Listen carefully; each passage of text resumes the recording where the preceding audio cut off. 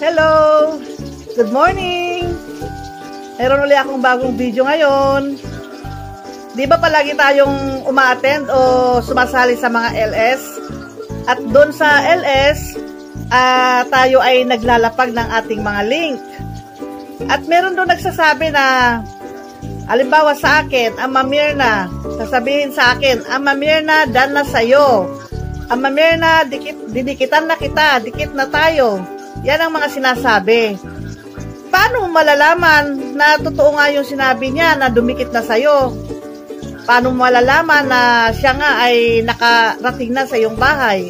Meron dyan shortcut na paraan para malaman mo. Kahit nag-ELS ka, nakakijoin ka sa LS, ay matitrace mo kung totoong dumikit na siya sa'yo. Kung totoong done na nga ba siya sa'yo. Ito yung ituturo ko sa inyo ha, kaya panoorin niyo ito hanggang sa matapos. Okay, start na tayo.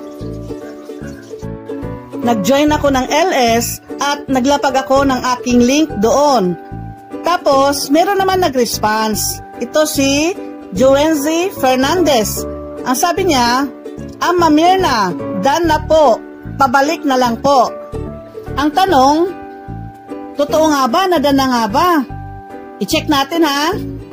Para ma-check, naglapag ako ng link ko at i-click ko ito. Ayan, ito yung inilapag kong link. I-click ko yung comment. Tapos, pipindutin ko ito. Pag tap comments, ganito ang makikita.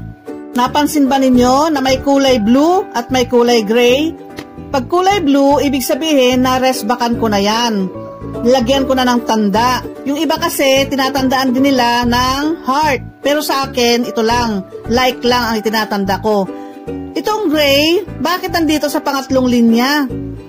Hindi nandito sa bandang unahan. Ibig sabihin yan, halo-halo yan hanggang sa baba. Ang dapat ninyong pindutin ay ito, newest first. Para lahat ng bagong dumikit ay nandito lahat sa bandang taas. Ayan, lahat ng mga bagong dumikit ay nandito na lahat sa bandang itaas. At nandito na rin si Joenzy Fernandez. Nagpapatunay lang na totoong dumikit siya sa akin. Ayan o, 3 minutes ago, bagong-bago, totoo yung kanyang sinasabi. Pero mamaya ko na siya resbakan. Painitin ko muna. Balik muna ako sa LS. Pero kung halimbawa, hindi pa siya done sa akin at siya ay nagsisinungaling lamang, pwede ko siyang i-shout out doon sa LS. Hindi ko siya aawayin. Sasabihin ko lang, Joenzy, hindi ka padikit sa akin. Nasa inyo kung paano ninyo sila itrato. Friend-friend lang dapat. Huwag away-away. Salamat po sa inyong panonood sa aking munting kaalamang ibinahagi sa inyo. Abangan nyo po yung iba ko pang mga videos. Hanggang sa muli po, salamat sa inyong panonood. Bye-bye!